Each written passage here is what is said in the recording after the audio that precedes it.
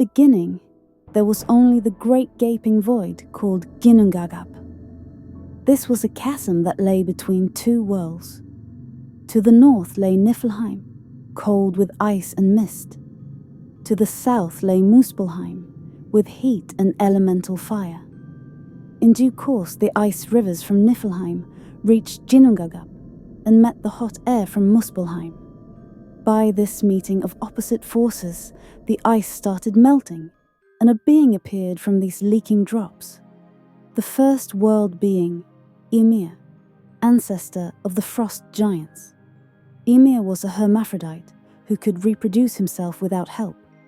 While sleeping, other giants grew from his legs and from the sweat of his armpits.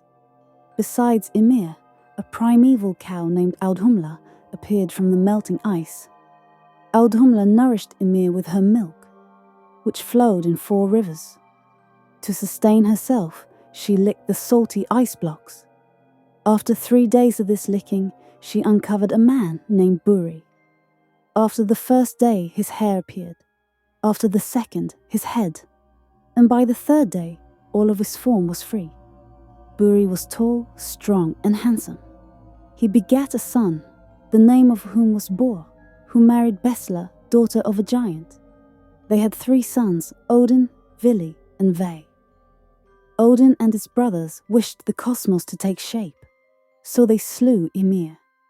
This torrential flood, in its fury, smothered all the frost giants in Ymir's blood, except for Bergelmir and his wife, who succeeded in escaping on a nearby lua tree and later became ancestors of a new race of giants. Thereafter, the gods created the world from Ymir's body. His blood became the seas and lakes. Flesh became the earth. Bones formed the mountains. Teeth and bits of bone became rocks and gravels.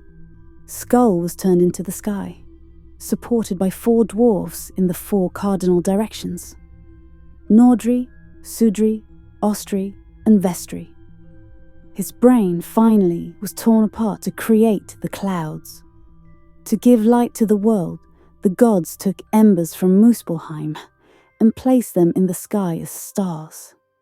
They further made day and night, assigning paths to celestial bodies. For protection against the giants, the gods built a citadel called Midgard, making fortifications with Ymir's eyebrows. Odin, Vili, and Ve went for a walk along the sea and found 2 trees. From these trees they created the first human beings. Odin gave them spirit and life. Vili gave them understanding and the power of movement. And Ve gave them clothes and names. The man was named Aska, and the woman was named Embla. Of them are descended both the races of gods and men. Asgard was the stronghold of the gods, standing in the middle of the world. There is a hall in Asgard called Hliskjalf, from which, when Allfather sat on his high chair, he could see over all lands and people. To Frigg he fathered the race of gods, the Aesir. Of course, Odin also fathered Thor, his eldest son, a mighty, strong god to be the guardian of humankind. Bifrost named this shimmering rainbow bridge that joined heaven and earth. This well-crafted, shining bridge was strong, but eventually doomed to shatter when the forces of Muspelheim rode over it at some point in the times to come during the course of Ragnarök, the end of the world.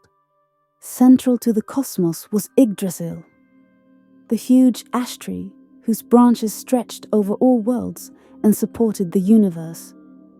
Its roots joined different worlds, such as Asgard, the land of the gods, Jotunheim, the land of giants, and Niflheim, the realm of the dead.